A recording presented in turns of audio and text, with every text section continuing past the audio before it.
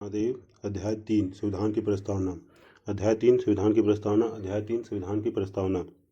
अध्याय 3 संविधान की प्रस्तावना। अध्याय 3 संविधान की प्रस्तावना। प्रस्तावना ना तो विधायिका के लिए शक्ति का स्रोत है, ना ही विधायिका की शक्तियों पर कोई निषेध है। प्रस्तावना ना तो विधायिका के लिए शक्ति का स्रोत है, ना ही विधायिका की शक्तियों पर कोई निषेध है। प्रस्तावना ना तो विधायिका के लिए शक्ति का स्रोत है, ना ही विधायिका की शक्तियों पर कोई निषेध है। प्रस्तावना क्या है? प्रस्तावना क्या है? प्रस्तावना क्या है? प्रस्तावना क्या है? प्रस्तावना भारतीय संविधान की भूमिका की भांति है, जिसमें संविधान के आदर्शों, उद्देश्यों, सरकार के स्वरूप, संविधान के स्रोत से संबंधित प्रावधान और संविधान के लागू होने की तिथि आदि का संक्षेप में उल्लेख है।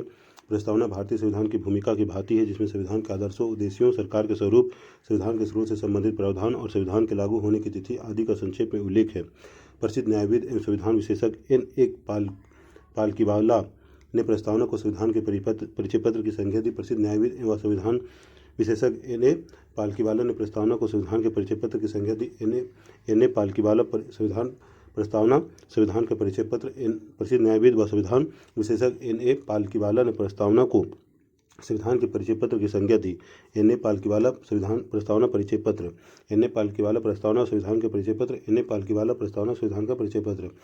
भारतीय संविधान की प्रस्तावना का आविर्भाव पंडित जवाहरलाल नेहरू द्वारा 13 दिसंबर 1946 को संविधान सभा में रखे गए उद्देश्य प्रस्ताव से हुआ है। भारतीय संविधान की प्रस्तावना का आविर्भाव पंडित जवाहरलाल नेहरू द्वारा 13 दिसंबर 1946 को संविधान सभा में रखे गए उद्देश्य प्रस्ताव से हुआ है। यही कारण कि भारतीय संविधान की प्रस्तावना को उद्देशिका कहकर भी संबोधित किया जाता है। यही कारण कि भारतीय संविधान की प्रस्तावना को उद्देशिका कहकर भी संबोधित किया जाता है। प्रस्तावना अमेरिकी संविधान प्रथम लिखित संविधान से ली गई है, लेकिन प्रस्तावना की भाषा ऑस्ट्रेलिया के संविधान की प्रस्तावना का प्रभाव है। प्रस्तावना अमेरिकी संविधान प्रथम लिखित संविधान से ली गई है, लेकिन प्रस्तावना की भाषा पर ऑस्ट्रेलियाई संविधान की प्रस्तावना का प्रभाव है। प्रस्तावना अमेरिकी संविधान प्रथम लिखित संविधान से ली गई है, लेकिन प्रस्तावना की भाषा पर ऑस्ट्रेलियाई संविधान की प्रस्तावना का प्रभाव है। 42वें संविधान संशोधन अधिनियम 1976 द्वारा प्रस्तावना में समाजवादी, पंथनिरपेक्ष और अखंडता शब्द शामिल किए गए। 42वें संविधान संशोधन अधिनियम 1976 द्वारा प्रस्तावना में समाजवादी, पंथनिरपेक्षता और अखंडता शब्द शामिल किए गए।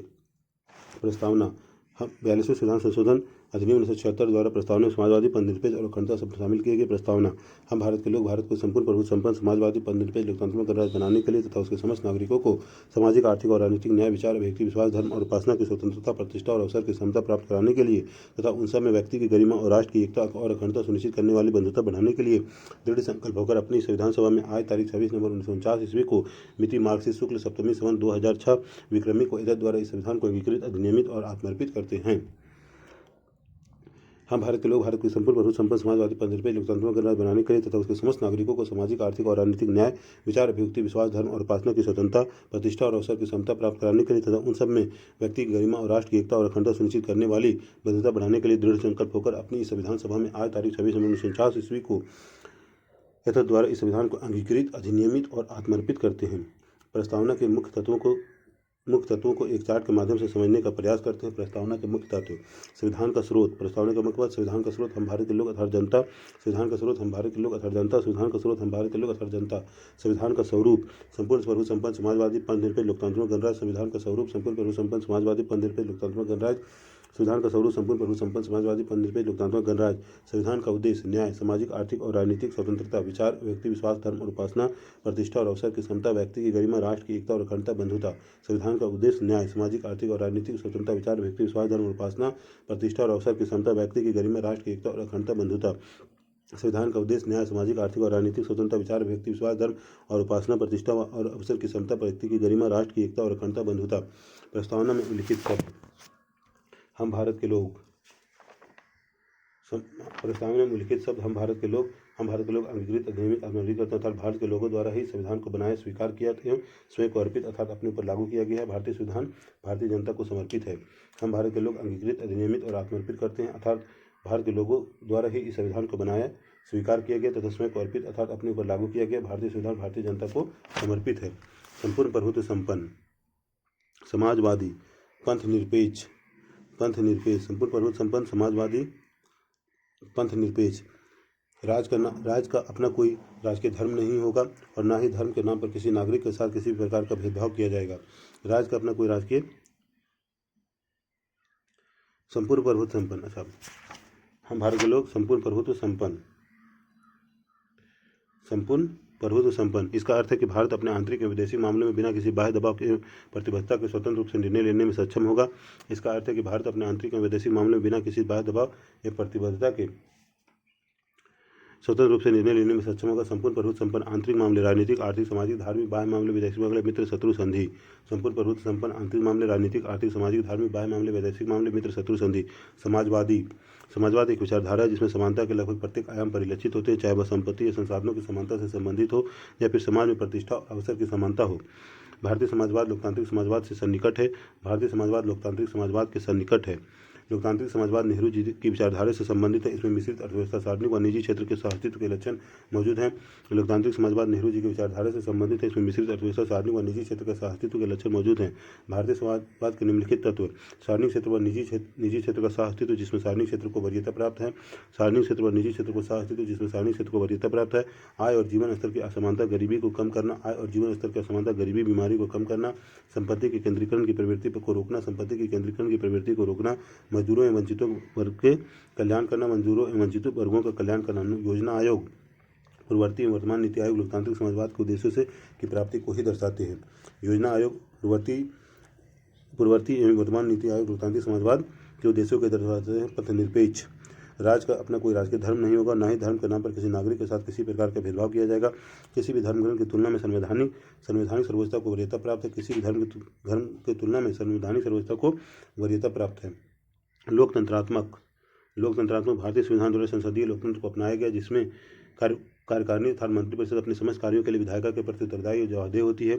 भारतीय संविधान द्वारा संसदीय लोकतंत्र को अपनाया गया जिसमें कार्यकारिणी अर्थात मंत्रिपरिषद अपने समस्त कार्यों के लिए विधायिका के प्रति उत्तरदायी होती है। संविधान की प्रस्तावना में लिखित लोकतांत्रिक शब्द न केवल राजनीतिक लोकतंत्र बल्कि सामाजिक व आर्थिक लोकतंत्र को भी शामिल किया गया है। संविधान की प्रस्तावना में लिखित लोकतांत्रिक शब्द में न केवल राजनीतिक लोकतंत्र बल्कि सामाजिक व आर्थिक लोकतंत्र को भी शामिल किया गया है।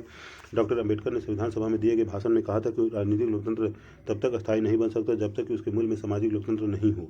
डॉक्टर अम्बेडकर ने संविधान सभा में दिए गए भाषण में कहा था कि राजनीतिक लोकतंत्र तब तक अस्थायी नहीं बन सकता जब तक उसके मूल में सामाजिक लोकतंत्र नहीं हो। गणराज्य। एक गणतंत्र अथवा गणराज्य में राज्य का प्रमुख परोक्ष रूप से लोगों द्वारा निर्वाचित व्यक्ति होता है। भारत का राष्ट्रपति लोगों द्वारा परोक्ष रूप से चुना जाता है तथा मंत्रिपरिषद की सहायता से देश में शासन को संचालित करता है। भारत का राष्ट्रपति लोगों द्वारा परोक्ष रूप से चुना जाता है तथा मंत्रिपरिषद की सहायता से देश का शासन को संचालित करता है। दूसरे शब्दों में गणराज्य में राजनीतिक संप्रभुता के बजाय देश की जनता में निहित होती है। दूसरे शब्दों में गणराज्य में राजनीतिक संप्रभुता राज्य के बजाय देश की जनता में निहित होती है।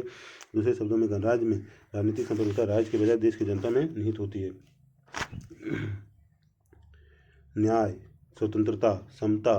संविधान न्याय, स्वतंत्रता, समता। संविधान की प्रस्तावना में प्रतिष्ठित अवसर और समता अवसर की समता का उल्लेख किया गया जिसका तात्पर्य समाज में किसी वर्ग के लिए बिना किसी भेदभाव के प्रत्येक व्यक्ति को समान अवसर उपलब्ध कराने से है। बंधुत्व का अर्थ सभी नागरिकों के बीच एक होने के भाव को जागृत करना और सर्वमान्य भाईचारे का विकास करना। बंधुत्व का अर्थ सभी नागरिकों के बीच एक होने के भाव को जागृत करना और सर्वमान्य भाईचारे का विकास करना। भारतीय संविधान एकल नागरिकता तथा मौलिक कर्तव्य के माध्यम से बंधुत्व की भावना को प्रोत्साहित करता है।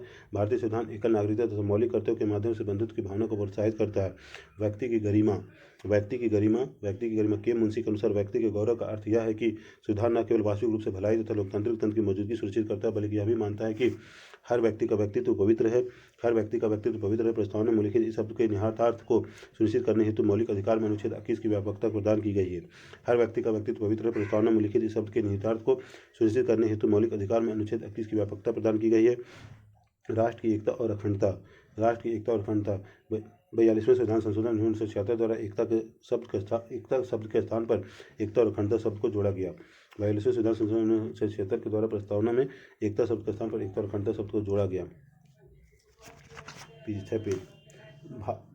अगर संविधान के किसी विशिष्ट अनुच्छेद या कानूनी प्रावधान से प्रस्तावना की बात टकराती है तो संविधान का वह अनुच्छेद मान्य होगा, न कि प्रस्तावना। प्रस्तावना संविधान के विशिष्ट प्रावधानों को ओवररीड अधिरोधित नहीं कर सकती। अगर संविधान के किसी विशिष्ट अनुच्छेद या कानूनी प्रावधान से प्रस्तावना के बाद टकराती है तो संविधान का वह अनुच्छेद मान्य होगा, न कि प्रस्तावना। प्रस्तावना संविधान के किसी विशिष्ट प्रावधानों को ओवररीड अधिरोधित नहीं कर सकती। अगर संविधान के किसी विशिष्ट अनुच्छेद या कानूनी प्रावधान से प्रस्तावना के बाद टकराती है तो संविधान का वह अनुच्छेद मान्य होगा, न कि प्रस्तावना। प्रस्तावना संविधान के विशिष्ट प्रावधानों को में ओवररीड अधिरोधित नहीं कर सकती है। प्रस्तावना का उपयोग फंडामेंटल राइट की सीमा निर्धारित करने के लिए नहीं किया जा सकता। प्रस्तावना का उपयोग फंडामेंटल राइट की सीमा निर्धारित करने के लिए नहीं किया जा सकता। सुप्रीम कोर्ट केशवानंद भारती प्रस्तावना संविधान का मूल भावना, इसे मौलिक अधिकार की व्याख्या में उपयोग किया जा सकता है। प्रस्तावना का उपयोग फंडामेंटल राइट की सीमा निर्धारित करने के लिए नहीं किया जा सकता। गलत। सुप्रीम कोर्ट केशवानंद भारती प्रस्तावना संविधान का मूल भावना, इसे मौलिक अधिकार की व्याख्या में उपयोग किया जा सकता है। प्रस्तावना की उपयोगिता। प्रस्तावना की उपयोगिता। प्रस्तावना की उपयोगिता। प्रस्तावना संविधान के विस्तृत विवरण का संक्षिप्त रूप है। प्रस्तावना संविधान के विस्तृत विवरण का संक्षिप्त स्वरूप है। यह संविधान की आत्मा है, इसे संविधान के दर्शन की स्पष्ट झलक मिलती है। यह संविधान की आत्मा है, इसे संविधान के दर्शन की स्पष्ट झलक मिलती है। यह संविधान की आत्मा है, इससे संविधान का दर्शन की स्पष्ट झलक मिलती है। इसमें राजनीतिक, धार्मिक व नैतिक मूल्यों का उल्लेख है। इसमें राजनीतिक, धार्मिक व नैतिक मूल्यों का उल्लेख है। प्रस्तावना का महत्व यह भी है कि जब कोई अनुच्छेद अस्पष्ट हो और उसका ठीक अर्थ जानने में कठिनाई हो तो स्पष्टीकरण के लिए प्रस्तावना की भाषा का सहारा लिया जा सकता है। प्रस्तावना का महत्व यह भी है कि जब कोई अनुच्छेद अस्पष्ट हो और उसका ठीक अर्थ जानने में कठिनाई हो तो स्पष्टीकरण के लिए प्रस्तावना की भाषा का सहारा लिया जा सकता है। सर अलादी कृष्ण स्वामी अय्यर के शब्दों में संविधान की प्रस्तावना हमारे दीर्घकालिक सपनों का विचार है। सर अलादी कृष्ण स्वामी अय्यर के शब्दों में संविधान की प्रस्तावना हमारे दीर्घकालिक सपनों का विचार है।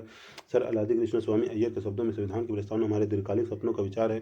सर अलादी कृष्ण स्वामी अय्यर के शब्दों में संविधान की प्रस्तावना हमारे दीर्घकालिक सपनों का विचार है।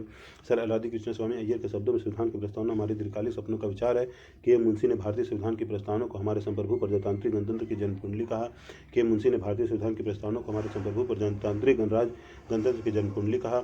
के मुंशी ने भारतीय संविधान की प्रस्तावना को हमारे संप्रभु प्रजातांत्रिक गणतंत्र की जन्म कुंडली कहा है। के मुंशी ने भारतीय संविधान की प्रस्तावना को हमारे संप्रभु प्रजातांत्रिक गणतंत्र की जन्म कुंडली कहा है। के मुंशी ने भारतीय संविधान की प्रस्तावना को हमारे संप्रभु प्रजातांत्रिक गणतंत्र की जन्म कुंडली कहा है। प्रस्तावना परिवर्तनीय और संशोधनीय है या नहीं? प्रस्तावना परिवर्तनीय नहीं है। प्रस्तावना परिवर्तनीय और संशोधनीय है या नहीं? प्रस्तावना परिवर्तनीय और संशोधनीय है या नहीं? प्रस्तावना परिवर्तनीय नहीं है। प्रस्तावना में संशोधन। अनुच्छेद 368 के तहत संबंधित वाद। पहला, संशोधनीय है, संशोधनीय नहीं है। संशोधनीय है, संशोधनीय नहीं है। संशोधनीय है, संशोधनीय नहीं है। संशोधनीय है, संशोधनीय नहीं है। संशोधनीय। केशवानंद भारती बनाम केरल राज्य 1973 Mumbai versus union of India LIC मामला। केशवानंद भारती बनाम केरल राज्य Mumbai versus union of India LIC मामला। केशवानंद भारती बनाम केरल राज्य Mumbai versus union of India LIC मामला। केशवानंद भारती बनाम केरल राज्य Mumbai versus union of India LIC मामला। केशवानंद भारती बनाम केरल राज्य Mumbai versus union of India LIC मामला। अनुच्छेद 368 के तहत संशोधनीय लेकिन मूल ढांचे से संबंधित विषयों में संशोधन संभव नहीं। अनुच्छेद 368 के तहत संशोधनीय लेकिन मूल ढांचे से संबंधित विषयों में संशोधन संभव नहीं। अनुच्छेद 368 के तहत संशोधनीय लेकिन मूल ढांचे से संबंधित विषयों में संशोधन संभव नहीं। संशोधनीय नहीं है। बेरुबारी संघ केस 1960 संशोधन नहीं, क्योंकि यह संविधान का भाग नहीं है। बेरुबारी संघ 1960 संशोधन नहीं, क्योंकि यह संविधान का भाग नहीं है। संशोधनीय नहीं है। बेरुबारी संघ केस 1960 संशोधन नहीं, क्योंकि यह संविधान का भाग नहीं है। संशोधनीय नहीं। बेरुबारी संघ केस 1960 संशोधन नहीं, क्योंकि यह संविधान का भाग नहीं है। संशोधनीय नहीं। बेरुबारी संघ केस 1960 संशोधन नहीं, क्योंकि यह संविधान का भाग नहीं है। उच्चतम न्यायालय ने बहुमत से यह अभिनिर्धारित किया कि उद्देशिका संविधान का भाग है। उच्चतम न्यायालय ने बहुमत से यह अभिनिर्धारित किया कि उद्देशिका संविधान का भाग है। उच्चतम न्यायालय ने बहुमत से यह अभिनिर्धारित किया कि उद्देशिका संविधान का भाग है। अतः इसमें संशोधन किया जा सकता है, किंतु न्यायालय ने स्पष्ट किया कि उद्देशिका के उस भाग में संशोधन नहीं किया जा सकता जो आधारभूत ढांचे से संबंधित है। अतः इसमें संशोधन किया जा सकता है, किंतु न्यायालय ने यह स्पष्ट किया कि उद्देशिका के उस भाग में संशोधन नहीं किया जा सकता जो आधारभूत ढांचे से संबंधित है। नोट 42वें संविधान संशोधन अधिनियम 1976 द्वारा प्रस्तावना में संशोधन किया गया और इसमें समाजवादी, परिनिरपेक्ष और अखंडता शब्द जोड़े गए। हमारी प्रस्तावना में स्वतंत्रता, समता और बंधुत्व के आदर्शों को फ्रांस की क्रांति से लिया गया है। हमारी प्रस्तावना में स्वतंत्रता, समता और बंधुत्व के आदर्शों को फ्रांस की क्रांति से लिया गया है। हमारी प्रस्तावना में स्वतंत्रता, समता और बंधुत्व के आदर्शों को फ्रांस की क्रांति से लिया गया है। सामाजिक, आर्थिक, राजनीतिक न्याय के तत्वों को 1917 की रूस की क्रांति से लिया गया है। सामाजिक, आर्थिक, राजनीतिक न्याय के तत्वों को 1917 की रूस की क्रांति से लिया गया है। राज्य का धर्म के प्रति व्यवहार के आधार पर 3 प्रकार के राज्यों की संकल्पना आती है। राज्य का धर्म के प्रति व्यवहार के आधार पर 3 प्रकार के राज्यों की संकल्पना आती है। नास्तिक राज्य, राज्य जो सभी धर्मों का विरोध करता हो। नास्तिक राज्य, राज्य जो सभी धर्मों का विरोध करता हो। नास्तिक राज्य, राज्य जो सभी धर्मों का विरोध करता हो। सैद्धांतिक राज्य, ऐसा राज्य जिसका अपना विशेष धर्म हो, जैसे श्रीलंका। सैद्धांतिक राज्य, ऐसा राज्य जिसका अपना विशेष धर्म हो, जैसे श्रीलंका। सैद्धांतिक राज्य, ऐसा राज्य जिसका अपना विशेष धर्म हो, जैसे श्रीलंका। धर्मनिरपेक्ष राज्य, ऐसा राज्य जो धर्म के मामले में तटस्थ रहता हो अर्थात जिसका कोई विशेष धर्म ना हो, जैसे भारत। धर्मनिरपेक्ष राज्य, ऐसा राज्य जो धर्म के मामले में तटस्थ रहता हो अर्थात जिसका कोई विशेष धर्म ना हो, जैसे भारत। धर्मनिरपेक्ष राज्य, ऐसा राज्य जो धर्म के मामले में तटस्थ रहता हो अर्थात जिसका कोई विशेष धर्म ना हो, जैसे भारत। हर हर महादेव। जय माता दी। हर हर महादेव।